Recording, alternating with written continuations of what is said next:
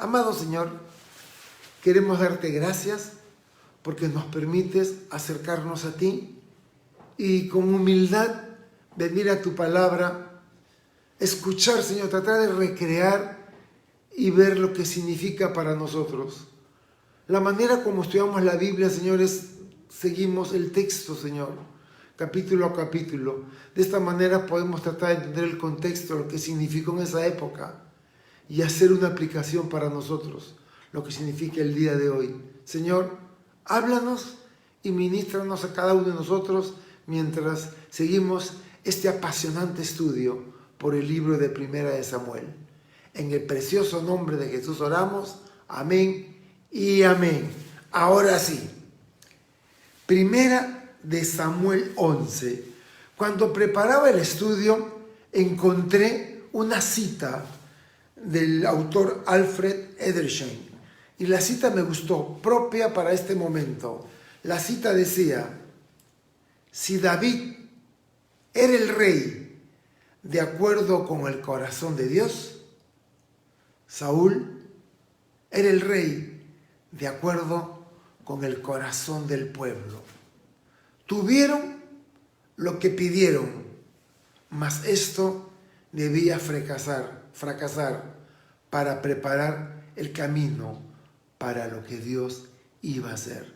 Así que Saúl era el rey de acuerdo al corazón del pueblo. Además, el deseo de Israel de tener un rey tenía motivos más profundos que la ancianidad de Samuel o la mala conducta de sus hijos. Fue la invasión de los amonitas, que empezó antes que Israel pidiera rey, la verdadera causa para exigirlo. Y eso recién lo vamos a descubrir la próxima semana, en el capítulo 12, cuando Samuel dé un discurso muy fuerte. Va a ser una enseñanza bonita. El capítulo 11, en el bosquejo, lo he dividido en 3 partes. Versículos del 1 al 4 lo he llamado acoso. Versículos del 5 al 11, auxilio.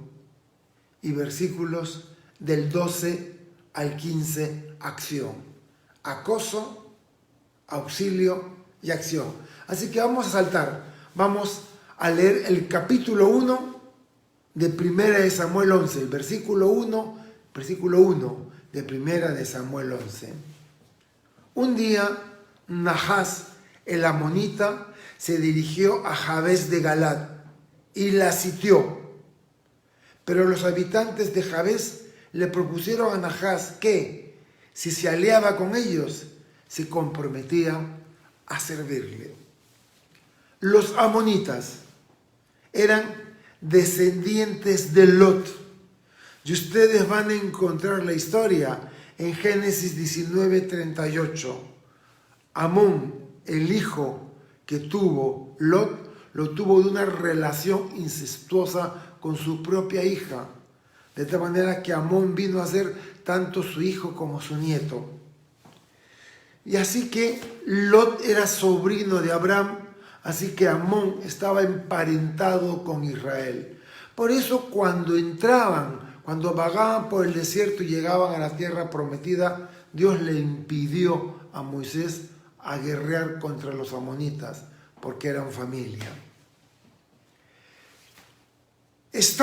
Amón, si ustedes tienen una idea del mapa de Israel, está el Mar Muerto, y pegado al Mediterráneo, entre el Mediterráneo y el Mar Muerto, está Israel. Pero del Mediterráneo hacia el otro lado se encuentra Moab. Más arriba estaba Amón, y luego estaba lo que era Transjordania, o más allá del río Jordán, que habían 2 tribus y media allí, la tribu de Rubén, Gad, y media tribu de Manasés. Jabes de Galad se encontraba en la zona más al norte, sí, la que representaría a Gat, en la zona de Gat. Así que vemos que después de la guerra civil, porque hubo una guerra civil en Jueces 19 y 20, todas las tribus de Israel fueron a pelear, a hacer la guerra contra Benjamín y casi los borran del mapa. Después de la guerra civil, a los sobrevivientes de la tribu de Benjamín, que era la tribu del rey Saúl, se le habían dado como esposa 400 mujeres de Jabes de Galat. Porque es importante que entiendan esto.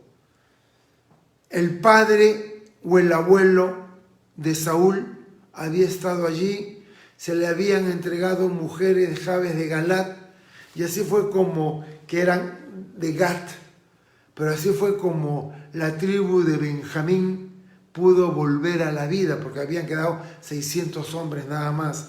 Así que es probable que la abuela o la madre, probablemente la mamá de Saúl, fuera una de ellas, de las habitantes de Jabes de Galat.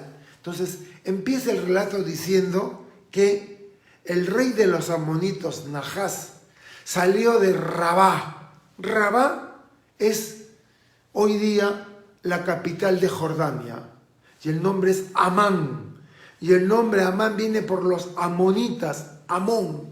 Así que Nahás salió de Amán, la capital actual de Jordania, Rabá en ese entonces, y se dirigió al norte, a Jabes de Galat. El texto dice que la sitió, la rodeó, y los habitantes de Jabes le propusieron al invasor hacer una alianza, y ellos se comprometían a servirlo. Esto es interesante, ¿por qué? Nahás. ¿Saben lo que significa el nombre Nahás? El nombre Nahás significa serpiente. Y el rey de Amón vino desde Raba para tomar la ciudad. Habían penetrado en el territorio de Israel más que ningún otro antecesor. Así que Nahás había entrado a esos territorios de esas 2 tribus y media que se encontraban al este del río Jordán. Su ejército había irrumpido en el rico valle de Jabes. Ya había asolado sus campos de cebada, sus plantaciones de olivo, y había devastado las villas o los pequeños pueblos. Ahora habían llegado hasta la misma ciudad de Jabes de Galat, solo que esta ciudad era fortificada. Se encontraba en un pequeño monte, un promontorio. No era fácil tomarla. Iba a tomar varias semanas, de 3 a 4 semanas, el asedio para lograr que la ciudad finalmente se pudiera rendir. Ahora, Nahás pretendía recuperar lo que su antecesor había perdido y vengar la derrota que Jefté les había infligido. Y la historia se encuentra en Jueces capítulo 11. Jefté fue un juez, y fue Jefté el que derrotó a los amonitas. Y ahora, 50 años después, tenemos a Nahás enfrentando otra vez a Israel, los amonitas enfrentando a Israel. En Jueces 11, 32, 33 dice: Jefté avanzó contra los amonitas, peleó contra ellos y con la ayuda del Señor los venció. Así fue como los israelitas sometieron a los amonitas. Es decir, Dios, con la ayuda del Señor, Jefté había vencido. Y así fue como por 50 años Amón había estado sirviendo a Israel. Pero Nahás decidió que había llegado el tiempo que esto tenía que cambiar. Ahora, Israel se encontraba en mal estado. Las tribus habían formado clanes tribales. No había unidad. Se peleaban entre ellos mismos. Los jueces habían sido usados por Dios en un tiempo determinado, pero ahora ya no había jueces. Samuel, el último juez, la próxima semana va a dar su discurso de despedida. Ahora es Saúl, el rey. Pero la alternativa de hacer la guerra era difícil para los habitantes de Jabes de Galat. Sabían que era mejor llegar a un arreglo a un pacto, aunque perdieran. El pueblo sometido tenía que aceptar las condiciones propuestas por el ejército victorioso. Así que los ancianos de Jabes de Galat, cuando se ven sitiados por Nahás, el amonita, y ven que va a ser difícil encontrar ayuda, nadie que los pueda rescatar, intentan sacar un as bajo la manga, y es negociar con Nahás. Uy, de acá las cosas no están bien, voy a negociar. Es mejor una negociación mala que perder una guerra. Así que le pidieron a Nahás hacer un pacto. ¿Y eso basado en qué? En Deuteronomio capítulo 20 habla al respecto. Habla del 10 al 18, pero solo voy a leer un texto, el 18. Cuando te dispongas a atacar una ciudad, envíale primero un mensaje de paz. Si su respuesta es también de paz y te abre las puertas, entonces todo el pueblo que esté en ella te pagará tributo y te servirá. Así que ellos, los israelitas de Jabes de Galat, decidieron, vamos a rendirnos, es mejor que morir. Ellos sabían que Israel era una nación a la deriva, sin que nadie estuviera al mando, por lo que los israelitas occidentales no vendrían a ayudar a los israelitas que se encontraban en el margen oriental del río Jordán. No solo estaban lejos, sino que apenas eran capaces de rechazar las incursiones de los filisteos en el lado occidental. El río Jordán dividía la tierra en dos. Para que ustedes lo puedan ver de su lado, a este lado se encontraba la parte occidental y acá estaba el mar Mediterráneo. Y los filisteos hacían problemas constantes a Israel. Pero a este lado del río Jordán, en la parte oriental, estaba Jabes de Galat, Rubén, media tribu de Manasés y Gad, y los amonitas vienen. Entonces, los que están en el lado oriental se dan cuenta que los del lado occidental tienen tantos problemas con los filisteos que prácticamente no van a acudir en su ayuda. Aprovechó el rey Nahás de los amonitas que Israel estaba indefenso, deprimido, para hacer esa incursión. Y si alguno de ustedes recuerda la historia del Perú, y es interesante que la conozcan, eso precisamente fue lo que pasó en Perú en 1821. El Perú se encontraba en la bancarrota, debilitado por guerras internas, cuando hace un pacto con Bolivia. Un pacto que nunca debimos de firmar y que nos terminó costando altísimo. La muerte de miles de peruanos en una guerra con un país hermano, Chile, por intereses, que algunos dicen que eran intereses de las empresas británicas que manejaron a la oligarquía chilena para declararnos la guerra. Pero es parte de la historia. Hoy día con Chile nos hermanan muchas cosas y tenemos amados hermanos cristianos en Chile, que el Señor me los bendiga. Así que sabían que no iban a recibir ayuda, por eso intentan negociar. Vean el versículo 2, porque el versículo 2 es ofensivo. El versículo 2 es un insulto. El versículo 2 es negar toda capacidad de diálogo. Nahás le respondió, haré alianza con ustedes con la condición de que cada uno de ustedes se deje sacar el ojo derecho. Así el pueblo de Israel quedará en vergüenza. Así que Nahás vio la oportunidad para reconquistar el territorio que su pueblo había perdido ante Israel en el pasado. Se sentían confiados de hacerlo. Sabían que no iban a encontrar oposición. Y Nahás insolentemente exige que se saquen su ojo derecho para humillar con esta afrenta a todo Israel. Y otra razón era la exigencia táctica del combate con arma blanca. En esa época peleaban con espada y escudo, y normalmente en la mano derecha sostenían la espada y en la mano izquierda tenían el escudo. Así que así era como se defendían. Pero si perdían el ojo derecho, no tenían capacidad para luchar en el combate cuerpo a cuerpo con arma blanca. Es decir, los dejaba completamente incapacitados para la guerra. Y esa era la razón de Nahás, no solo humillarlos, sino también incapacitarlos para el combate. Versículo 3.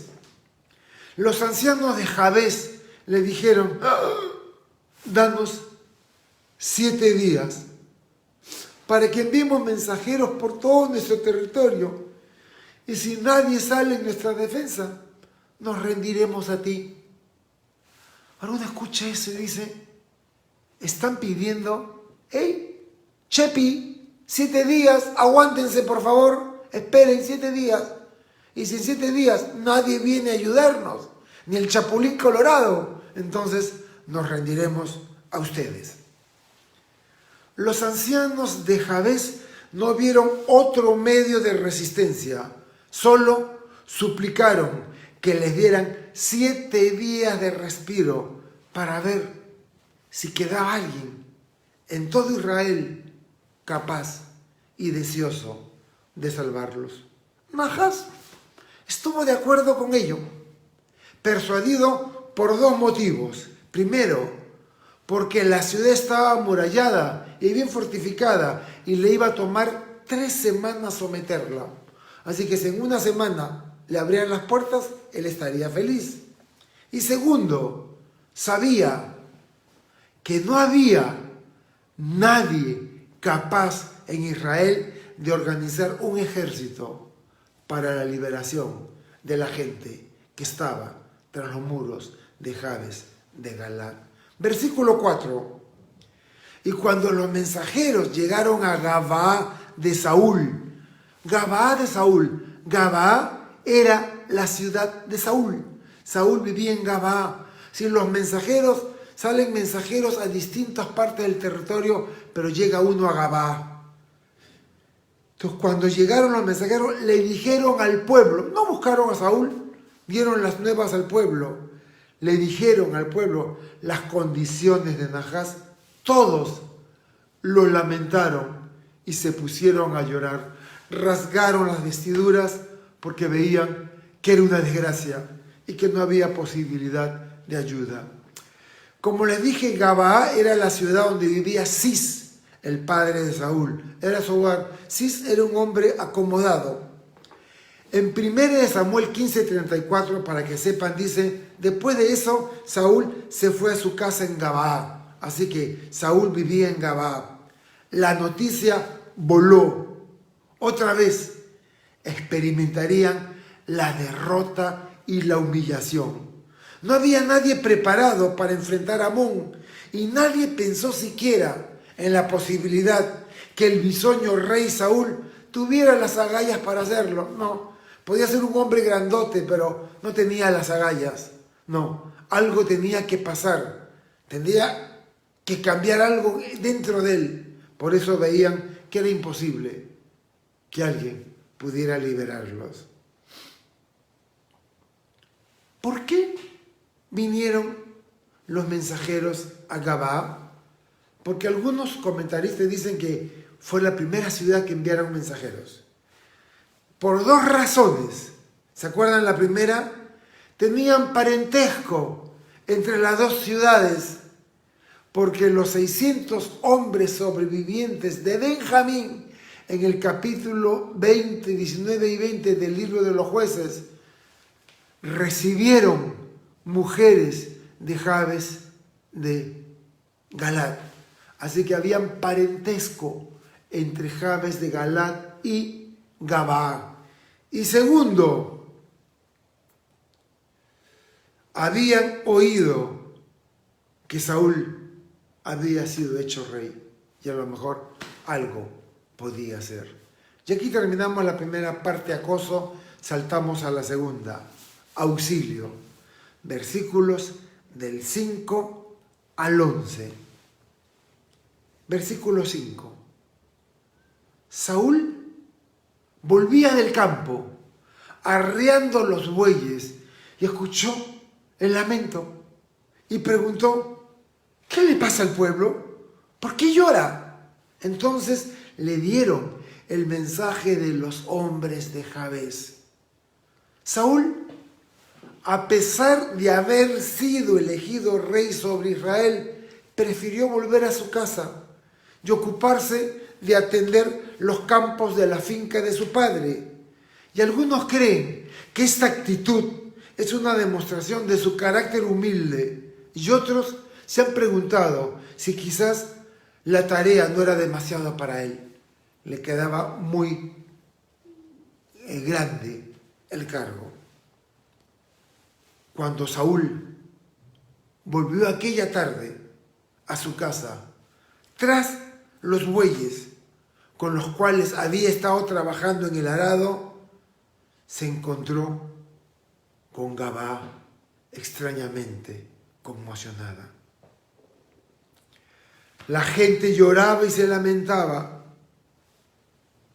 pero el pueblo no había reaccionado. Todo el mundo decía: qué pena por lo de Jabes de Galaad, quedarán tuertos, qué desgracia. Pero nadie se le ocurrió hacer nada. Es más, no harían nada para ayudarlos. Cuán profundamente había caído Israel, que ya ni siquiera había iniciativa para ayudar, para dar una mano. Son tiempos difíciles. Hay gente que tiene hambre y gente que está sufriendo, pero es en tiempos como estos que se ve la solidaridad de la gente. Pero no ocurrió con los habitantes de Gabaa, no se solidarizaron con la gente de Jabes, simplemente lloraron. ¡Qué desgracia! No hay nada que podemos hacer. Fue necesaria una crisis nacional para mover a Saúl a la acción.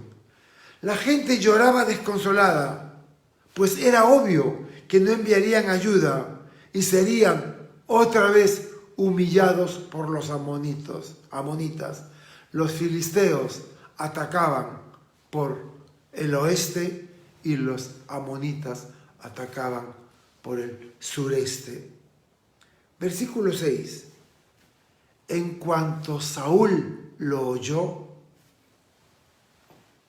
el Espíritu de Dios vino sobre él con poder.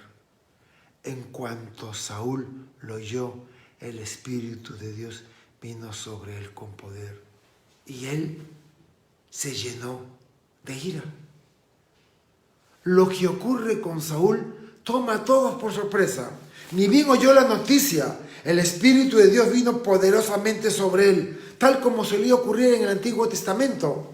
El Espíritu Santo venía sobre profetas, líderes y caudillos, y esta vez venía sobre el primer rey de Israel. Y la noticia hizo que su ira se encendiese de gran manera. Encontré una gráfica en uno de los comentarios y me gustó. En esa gráfica se puede observar a Saúl que está regresando de arar. Es interesante porque estos bueyes y el arado van a tener un trágico final. Así que Saúl se enteró de las novedades cuando regresó de trabajar en el campo como cualquier otro campesino. Es decir, Saúl no había tomado su posición de rey, Saúl era un hombre más. Fue ese arraigo a la vida ordinaria del pueblo lo que le llevaría a Saúl a entender sus asuntos y a pasar a la acción. Era el impulso de Dios para levantarlo como rey y que sea capaz de liderar a los hombres que enfrentaría, expulsaría, derrotaría y sometería otra vez a los amonitas. Fíjense, hay situaciones cuando la ira es la mejor reacción. ¿Perdón? Yo he leído que Pablo dice que no te acuestes sobre tu enojo.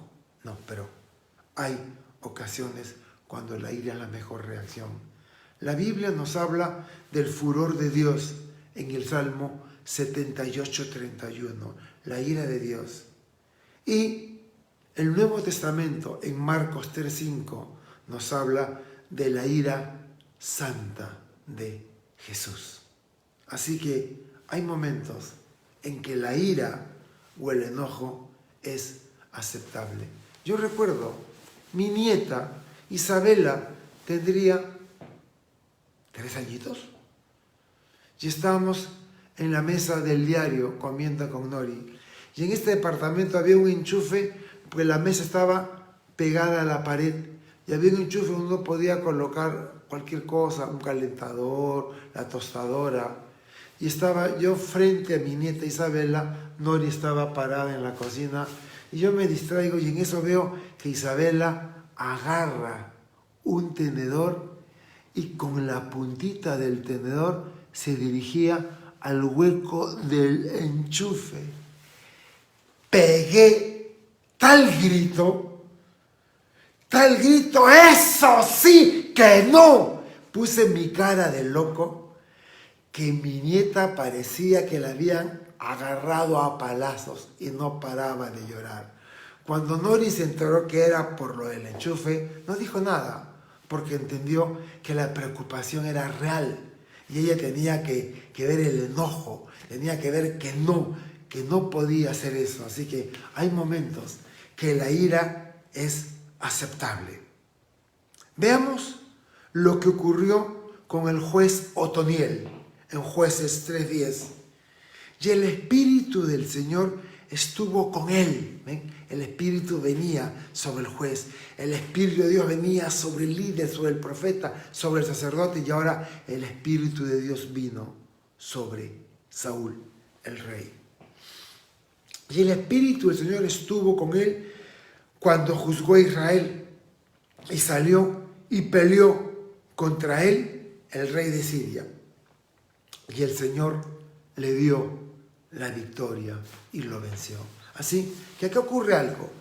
El Espíritu de Dios, no como lo tenemos el día de hoy en la era de la iglesia, que todos los creyentes cuando reciben a Jesús como Señor y Salvador se convierten en templo del Espíritu Santo, y el Señor Jesús en la persona del Espíritu Santo viene a morar en nuestros corazones. Por eso somos templo del Espíritu Santo que está en nosotros. Hoy día la iglesia tiene el Espíritu Santo en nosotros, pero en ese entonces no había Espíritu Santo en las personas, y el Espíritu Santo solo venía sobre un hombre para liderarlo con un propósito determinado.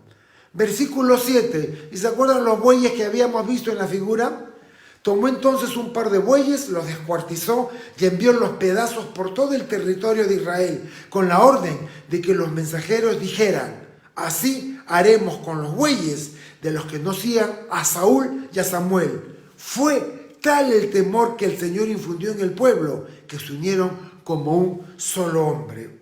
El mayor logro de Saúl fue reunir al pueblo. Si Israel se mantenía unido, trabajando juntos por un propósito justo y en total dependencia de Dios, serían realmente imbatibles como nación. Y ese fue siempre el mensaje en el Pentateuco. Desde el libro de Éxodo, cuando Moisés da la ley, Éxodo, Levítico, Números, Deuteronomio, y el mismo libro de Josué, el mensaje es el mismo.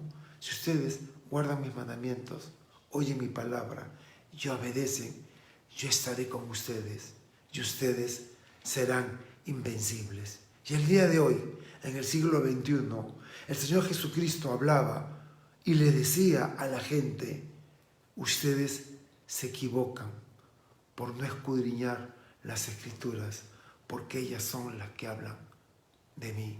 Y hoy día nosotros tenemos que estudiar la Biblia, y al estudiarla y conocerla, ser obedientes a la palabra de Dios.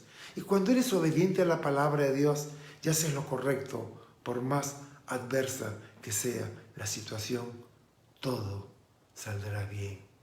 Todo va a salir bien. Bueno, Saúl imitó las tácticas del levita en Jueces 19:20. ¿Se acuerdan? El levita que los de Benjamín violaron a su concubina, como él, uno de los pasajes más brutales de toda la Biblia, descuartiza a su concubina y manda a los miembros de esta por todo Israel. Y todo Israel se junta para ver quién ha dicho esa barbaridad. Y él dice, los de Benjamín han violado, los de esta ciudad han violado a mi mujer. Y las tribus fueron y le pidieron a esa ciudad que entregaran a los corruptos y no quisieron. Y así fue como ocurrió la guerra civil de todo Israel contra Benjamín y casi la desaparecen, ¿no? Pero sí que imitó las tácticas de levita, pero lo que descuartizó no fue a una mujer, sino a los bueyes. Y dijo que haría eso con los bueyes de todos aquellos que no vendrían y se presentaran a pelear. Segunda de Crónicas 17:10 dice, el pavor del Señor dominaba todos los reinos vecinos de Judá, y estos nunca se atrevieron a declararle la guerra a Josafat. Y me encanta este texto. ¿Sabes que el Señor ha prometido que pondrá ángeles a tu alrededor y que pelearán por ti? Y que el mal llegará a tu diestra, a tu siniestra, pero a ti no llegará. Caerán 1000 a tu diestra y 10.000 a tu siniestra, pero no llegará a ti, ni habrá mal que toque tu morada. Porque Dios había prometido, en este caso a Josafat, que le iba a dar seguridad porque él era obediente al Señor y guardaba la palabra. Iba a colocar temor en todos los vecinos para que nadie se atreviera a invadirlo o atacarlo. Entonces, esto es lo que ocurre cuando eres obediente a la palabra de Dios. Dios promete protegerte. Así que Saúl usa los bueyes con que había estado arando en el campo, los troza y los envía por todo Israel con un mensaje. Esto le sucederá a los bueyes del que se niegue a seguir a Saúl y a Samuel a la batalla. La táctica de Saúl fue espléndida. Convenció al pueblo que estaba obrando junto con Samuel, tranquilizando a los que confiaban en Samuel para discernir la voluntad de Dios, y convenció a los que dudaban de su pericia de llevar a buen término una batalla. El mensaje era que la lucha contaba con el respaldo de Dios. Saúl no amenazó la vida de los hombres, pero sí la pérdida de su medio de sustento, los bueyes, con los cuales eran su arma, su instrumento de trabajo. Versículo 8. Cuando Saúl les pasó revista en Besec, los israelitas eran 300.000 y los de Judá eran 30.000. Desde todas las partes de la tierra acudieron las tropas de hombres armados al punto de encuentro en Besec. Y yo les he puesto un mapa a los que tienen mis notas. Si quieren mis notas, simplemente ponme tu correo electrónico y te voy a hacer llegar mis notas. Y en el mapa que he puesto, aquellos de ustedes que tienen sus notas, síganme por favor. La flecha azul representa a Nahas, el rey amonita. Ahí sale de Rabá, ahí se lee Amón, la flecha azul, y se dirige a Jabes de Galat. En la flecha roja vemos que se inicia en Gabaá, cerca al monte de los olivos. Y de Gabaá sube hasta Besec. Ahí nos encontramos, porque en Besec se encuentran los ejércitos. Y luego de Besec iba a Jabes de Galat. Nos falta la parte final, cuando de Jabes de Galat llegan a Gilgal. Eso vamos a verlo en los últimos 2 versículos de este pasaje. Besec era una villa lo suficientemente apartada para pasar desapercibida por los amonitas, pero apropiada para el ataque, ubicada en el territorio de Isaacar, casi en línea directa a Jabes. No se trataba de un ejército propiamente dicho, sino de una banda armada, un levantamiento de hombres, con palos, picos, lanzas, flechas. Recuerden que la promesa de sumisión de lo de Jabes a Najas le habían permitido ganar una semana. Esto hizo que Saúl pudiera juntar a los hombres de todo Israel en ese lapso de 7 días. Versículo 9. Los cuales dijeron a los mensajeros que habían llevado la noticia: digan a los de Jabes de Galaad que mañana, cuando el sol comience a calentar, serán liberados. Cuando los mensajeros anunciaron esto, los habitantes de Jabes se alegraron mucho. Saúl estaba completamente convencido que se alzarían con la victoria. Y esa confianza suya fue transmitida a los habitantes de Jabes. Tenía su origen en la seguridad de contar con la guía del Espíritu de Dios, que lo había tocado, que lo había cambiado en otro hombre. También confiaba en disponer de la fuerza militar mancomunada de todas las tribus. Aunque el ejército de Israel carecía de instrucción y formación militar, podían contar con Dios de su lado. Y eso hace una gran diferencia. Dios y tú, mayoría aplastante. Aunque todo el mundo pelee contra ti, si Dios está contigo, no vencerán. En el versículo 11 se muestra la habilidad estratégica de Saúl. Ya se levantaba como un hombre muy inteligente. Es posible que incluso, ¿se acuerdan? Al final de la semana pasada, en el versículo 26, Jueces 10:26, hablábamos que Dios tocó el corazón de un grupo de valientes que fue a apoyar a Saúl.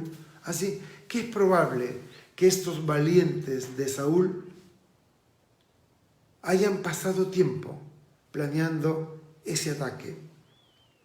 Al enterarse los habitantes de Jabes que una banda armada de Israel vendría en su ayuda y la certeza de que serían liberados y no perderían su ojo derecho, los hizo alegrarse mucho. Porque hay una promesa, al final del versículo 9, los habitantes de Jabes se alegraron mucho. Y había una promesa. La promesa era: serán liberados. ¿Y esto qué hizo? Que la gente se alegrara. Y tenemos más de 5.432 promesas en la Biblia. Y esto debería hacer que te alegres. Dios ha prometido para cada circunstancia de la vida. En su palabra tenemos todo lo que necesitamos. Escúchame, aunque te parezca que lo que te voy a decir pudiera ser ridículo, acá en la Biblia tenemos todo lo que necesitamos para esta vida. ¿Tienes problemas matrimoniales? Estudia la Biblia. ¿Tienes problemas económicos? Agárrate de la Biblia. ¿Tienes incertidumbre del futuro? Aférrate del Señor. Así que ellos, basados en la promesa de un hombre, Saúl, que los liberaría porque Dios estaba con él, hizo que se alegraran. ¿Por qué no te alegras de saber que en esta pandemia Dios cuidará de ti? Dios cuidará de los tuyos. No faltará un pan sobre tu mesa porque Dios ha prometido ayudarte. Espera en Dios. Confía en Dios, como decía el salmista, porque aún tienes mucho por qué alabarle. Versículo 10. Y les dijeron a sus enemigos, es decir, los habitantes de Jabes, le dijeron a Nahás y el ejército amonita: mañana estaremos aquí para que hagan con nosotros lo que mejor les parezca. Nahás y su ejército, ¿qué podían temer cuando Israel yacía postrado indefenso? Saber que al día siguiente abrirían las puertas de la ciudad y que los habitantes de Jabes se postrarían ante ellos, les hizo bajar la guardia y disfrutar de una noche apacible para saborear con antelación la victoria. Primera de Tesalonicenses 5:3. El pastor Iván de un estudio soberbio de Primera de Tesalonicenses y está ahora enseñando Segunda de Tesalonicenses. Vamos a publicar en la página de Facebook todos los enlaces que están en YouTube de las enseñanzas de Primera de Tesalonicenses para que puedas estudiarla. 1 Tesalonicenses 5:3. De repente, cuando la gente diga paz y seguridad, le sobrevendrá la destrucción, como le llegan a la mujer encinta los dolores y no escaparán. Así que Nahas estaba orando, esperando la rendición, y no sabía que se le vendría destrucción repentina. Primera de Samuel 11:11, 1 Samuel 1:1. Pero al día siguiente Saúl distribuyó a los soldados en 3 batallones que, antes de que amaneciera, cayeron sobre el campamento y tomaron por sorpresa a los amonitas. Los hirieron de muerte hasta bien entrado el día. Los pocos que sobrevivieron se dispersaron sin que siquiera 2 de ellos se les viera juntos. Las huestes de Israel cruzan los vados del Jordán, subieron por la otra orilla y 1 hora más tarde llegaron al valle de Jabes. Siguiendo el ejemplo de Gedeón, Saúl dividió a sus hombres en 3 compañías. Cayeron sobre los sorprendidos amonitas por la retaguardia y por los flancos. Cuanto más seguros se hallaban a la vigilia de la mañana, 4, 5, 6 de la mañana, y hubo un pánico generalizado. Ya antes de acabar la derrota, no quedaron 2 enemigos juntos. Santiago 2:13. Pues a los que no tienen compasión de otros, tampoco se les tendrá compasión cuando sean juzgados, porque la compasión prevalecerá sobre el juicio. Y cerramos con los versículos del 12 al 15 que le he llamado acción. Entonces el pueblo le dijo a Samuel: ¿dónde están los que dudaban que Saúl sería nuestro rey?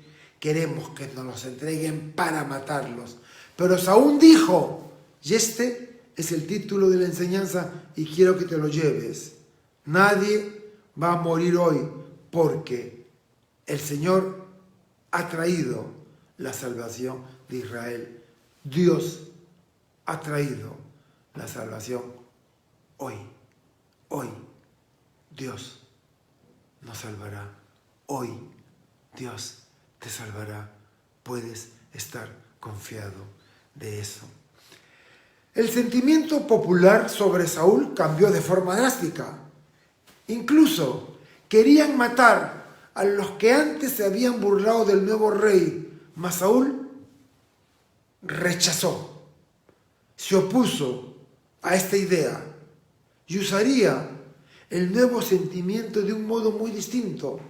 El triunfo sobre los amonitas sirvió para que Saúl estableciera las credenciales de rey ante el pueblo de Israel. Habría sido poco prudente de Saúl emprender acción alguna de venganza que pudiera alterar la frágil unidad nacional recientemente creada.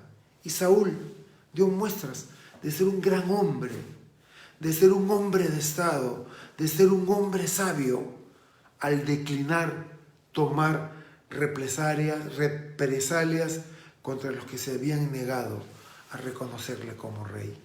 La semana pasada vimos que se burlaron de él y ni siquiera le dieron regalos. Pero Saúl se hizo el loco, miró para otro lado. Saúl no era nadie, pero ahora viene con la victoria. Y las multitudes están con Saúl. Así que ahora se acordaban de aquellos que se habían burlado. Probablemente los grupos dominantes de Judá y de Efraín se oponían a que uno de Benjamín sea su rey. Pero ahora que han triunfado y piden la cabeza de estos hombres, Saúl decide no vamos a derramar sangre. La razón para no castigar a los rebeldes estaba en reconocer la victoria como la acción de Dios. Y si Dios nos salva, dice Saúl, no va a haber muertes innecesarias. Dios ha traído la salvación a Israel. Permítame leer el Salmo 44, versos del 4 al 8. Dios mío, eres mi rey. Envía salvación a tu pueblo. Por ti derrotaremos a nuestros enemigos. En tu nombre los derrotaremos. Yo no confiaría en mis flechas, ni tampoco mi espada podría salvarme. Pero puedes salvarnos de nuestros enemigos y avergonzar a los que nos odian. En ti, Dios nuestro, nos gloriaremos siempre y nunca dejaremos de alabar tu nombre. Así que nuestra confianza en estos tiempos difíciles está en el poderoso de Israel. Y la bondad de Dios hacia Israel debía suscitar gracia y perdón en el seno de la misma nación. Y esta forma de ver las cosas es precursora de las enseñanzas de Jesús. Quienes busquen alcanzar la gracia de Dios y su perdón han de aprender a mostrar esa misma actitud hacia los demás. Perdona. Y ya me quedan 2 versículos, pero quiero salirme del libreto, porque el Espíritu de Dios me está colocando un sentir en el corazón. No sé qué puedas haber sufrido, ni la manera como rompieron tu corazón. Y probablemente tengas todos los argumentos para justificar no perdonar, para justificar una revancha, o para tener las excusas, los motivos que necesitas para vengarte lo que no debes hacer.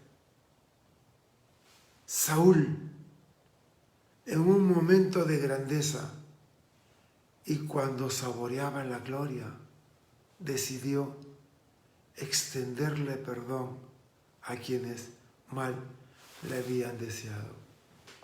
Y muchas veces a lo largo de nuestra vida recibimos golpes, maltratos, burlas. Rompen nuestro corazón. Se echa a perder toda la confianza que habíamos puesto y todo queda en nada. Y es en esos momentos de vulnerabilidad, cuando nuestro corazón está roto y dolido, que deseamos mal, aunque ya tenemos lo que queríamos para justificar la ruptura. Todos ustedes conocen la oración de Jesús cuando habla del perdón. Y dice que nosotros debemos perdonar bajo una premisa. ¿Y cuál es? Dios nos perdonó también a nosotros. Cuentan de una muchacha que le escribe una carta al doctor James Dobson. Y en la carta que le escribe le pone: doctor Dobson, usted habla en sus libros del perdón, pero yo creo que usted no entiende lo que eso es. Yo odio a mi padre, lo odio.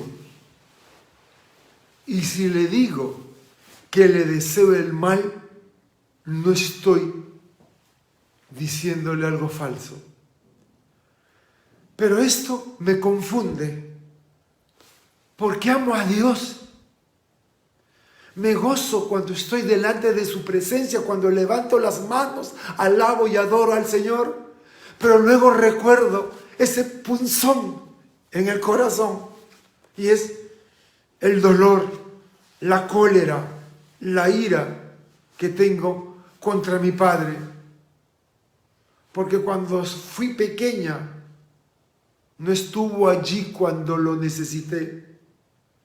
Gracias a Dios, no pasó lo peor, pero no lo puedo perdonar. No lo puedo perdonar. ¿Cómo pretende que ame a Dios, alabe al Señor, levante mis manos, cuando en mi corazón tengo una falta de perdón hacia ese hombre que tanto daño me hizo? Y la respuesta del doctor Dobson no se hizo esperar. Y recuerdo haber leído en uno de los libros del doctor Dobson la respuesta. Y les digo que la respuesta fue genial, tanto que la he usado como ejemplo muchas veces cuando he tenido que compartir la palabra de Dios.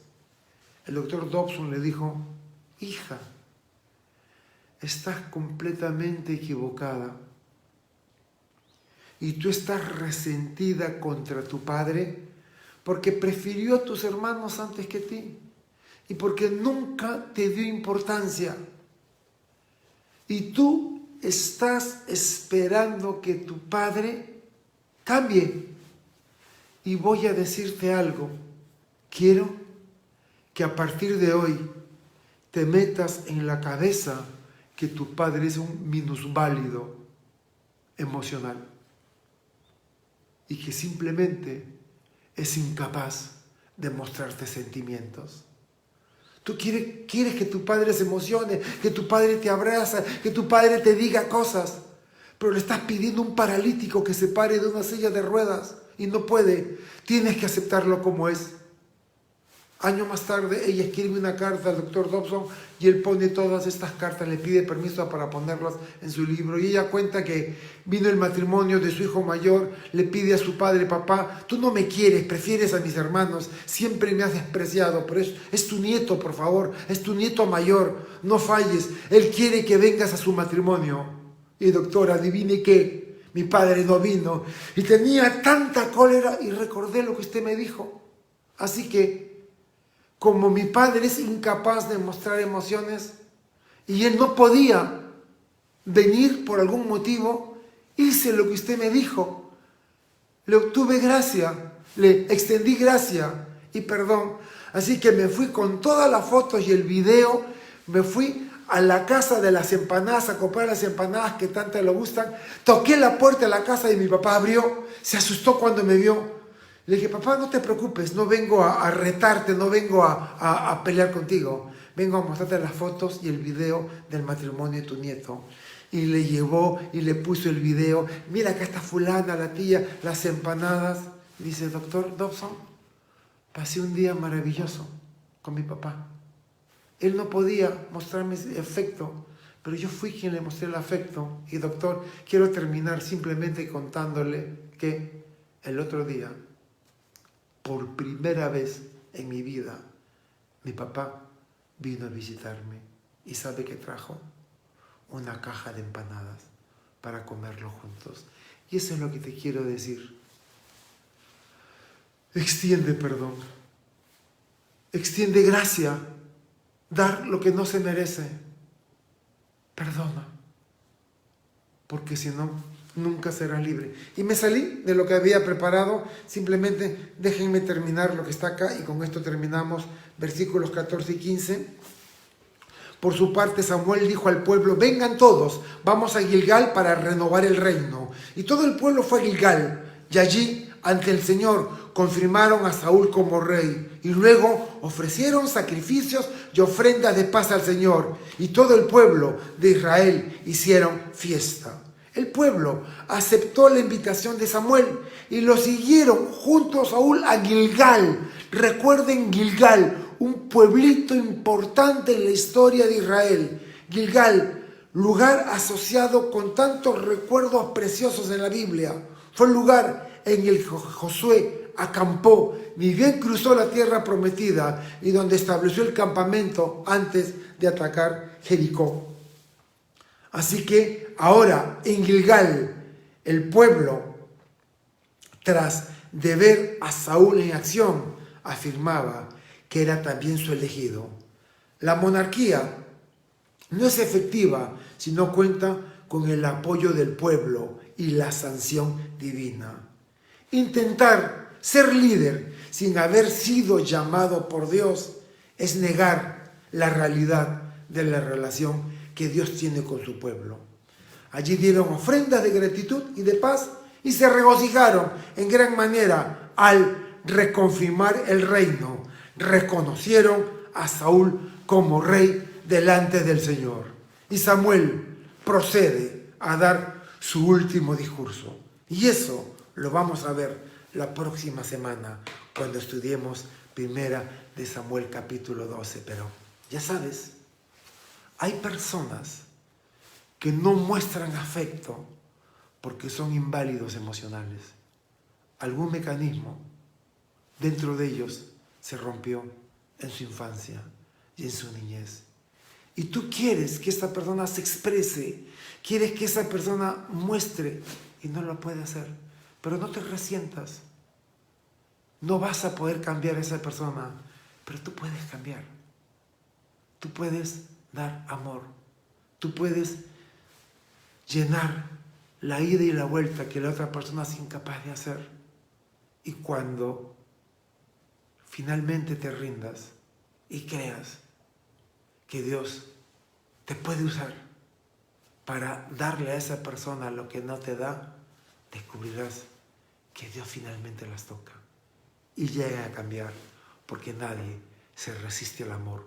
Como dijo Pablo, brasas de carbón al rojo vivo colocas sobre la cabeza cuando amas y perdonas.